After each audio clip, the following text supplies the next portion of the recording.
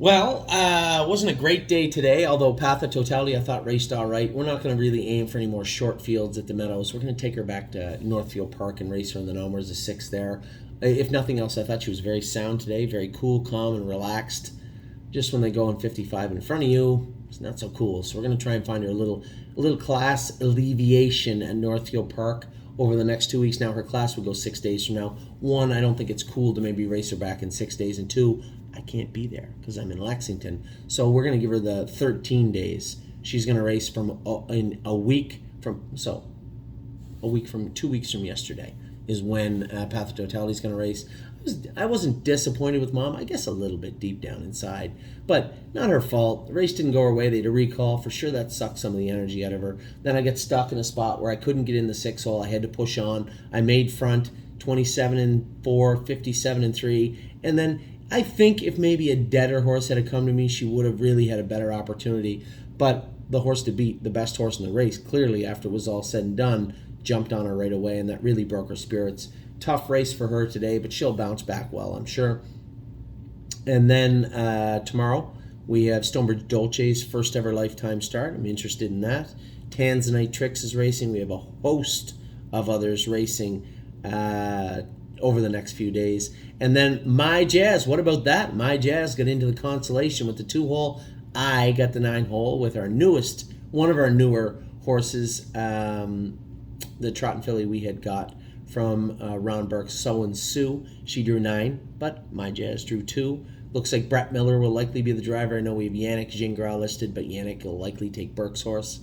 So we'll have 2 in the 3-year-old consolation. We're lucked out there. I think My Jazz coming off a first, a second, and a first, I believe, will be tight enough, sharp enough, and ready to go. And then we also have Purple Aura drew the outside, but she's been fantastic all year, and I suspect she will do her best. So lots of racing going on. As I said, just to reiterate, I'm going to talk about 3 Point Blue Chip quite a bit over the next few weeks because I believe he is heading to the Breeders' Crown. He's going to have the week off. He's going to train tomorrow at Mohawk Raceway. Next Tuesday, I'm gone away. Amy's gone away. We're just going to qualify the colt. I'm going to qualify maybe 58, 59. James will be in charge of that. And then the following week, he will race that race. Hopefully the 2-year-old Nomers at 30, same place he won last time, will serve as a prep race for him to go to the Breeders' Crown on October the 22nd. We have Grace's Gold coming up on Monday of next week. She makes the final of the Gold Series in Ontario. We have a host of grassroots semifinals this week. We have Tipsy and Dixie, Renegade Gypsy, and Century Invictus for sure. I think I may be missing somebody, I'm not sure. But lots of racing going on this week. But obviously, this week I'm going to be prepping for this, which is the Lexington sale. I just did a video talking to everybody that wanted involved with a horse that might be a little more expensive. And I want to talk to you guys as we go through the week about horses I'm looking at, horses that I think might be hopefully hidden gems. I'll have a better idea when I put my hands on them, when I get down and look at them at Lexington, but I have a list of over 100 horses to look at heading into Lexington, and that list may grow by the time we get there. We'll look at them all, we'll price them all, and I'll have a very, I believe, informative list for you, maybe throughout the week, this week, telling you what I think of some of the horses, and then when I get a look at them and actually have an opportunity to put what I think would be a fair market price on them, at that point, we're going to be ready to go for Lexington. So I'd like to have everybody geared up and ready to go. We do have, I think there's lots of spots taken. Some spots left in the 50,000 partnership with Lexington, and I think we have some of the 200, not that many though, of the $200,000 partnership. So the reason we're doing this is the same way we were going to do Ohio. Only difference was rather than just make it a $25,000 or $250,000 partnership to go to Lexington, I want to make sure that everybody got in. So we made one for 200, we made one for 50. We're looking at an expensive horse also. I'm trying to do my homework best I can, get everything done in preparation. Amy and I are going down 2 days before the sale to look at every single horse we need to look at. And as I said, when they start rolling the horses through the ring on Tuesday, we will be ready to go. So a lot done today, a lot more to do tomorrow. Wednesday, I'm in the Meadows tomorrow. Northfield, Wednesday night. Thursday, I'm going to drive down to Dayton. Why? I'm going to tell you why. Thursday, I'm going to drive down to Dayton. I'm going to fly to drive our girl Blue Bayou Deal, who drew the 6-hole, one division, drew the 6-hole in Freehold on Friday. I'm going to fly back to Dayton.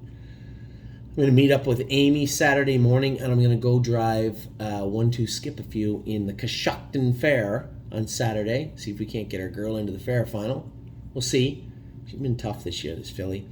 And then drive right back to race the 2 horses. 3, but I'm only racing 2 of them.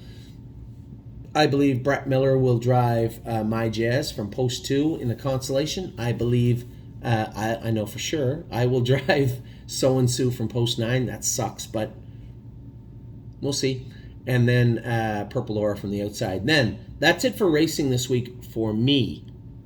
I'm going to get up Sunday morning bright and early with my beautiful wife, and we're going to drive down to Kentucky and start looking at all the horses that are on our lists. So that is it from Pennsylvania today. Follow along. I'm going to do a few more lists for everybody this week, taking a look at what we see, where we might find some value. I believe, as I said in the other video, Father Patrick, this year you're going to have a struggle. Walner and Tactical Landing both got quality mares, and both are going to be highly sought after, I believe.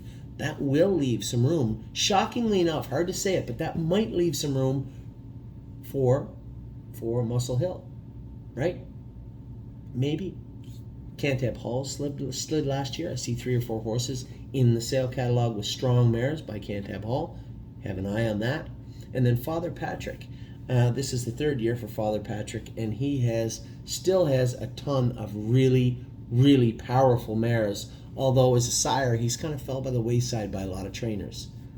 So there is ways in this year, I believe. There are a number of ways in to look at horses. The entire list I gave our other clients that wanted in on that more expensive horse were all trotters. I'm not really looking to buy a 6-figure pacer. It just doesn't interest me that much. That doesn't mean there aren't pacers in the sale also that do interest me. I have quite a few of them circled also. So we're not going to be exclusionary of either gait, either sex. We're looking for value wherever we can find it. I'm going to try and find some starting next week. So follow along. If you have any questions, I appreciate it. A lot of people have sent me lists of horses. I like this one. I like that one. Keep it coming. I love that stuff. We'll have a good dialogue from here into Lexington, through Lexington, and into the completion of Lexington. Lots more coming here in sales season 2021 from thestable.ca. I thought it was neat. For those of you following us on Facebook, Facebook closed our page. Closed it. Locked it. Threw it out. Apparently they didn't like the fact that we posted the video of Addie feeding a carrot to White Tiger because that's so sinister. And I don't know why, but 20 million people viewed it. And then they just locked it. So I guess people complained about something. I don't know. Who knows? It's ridiculous.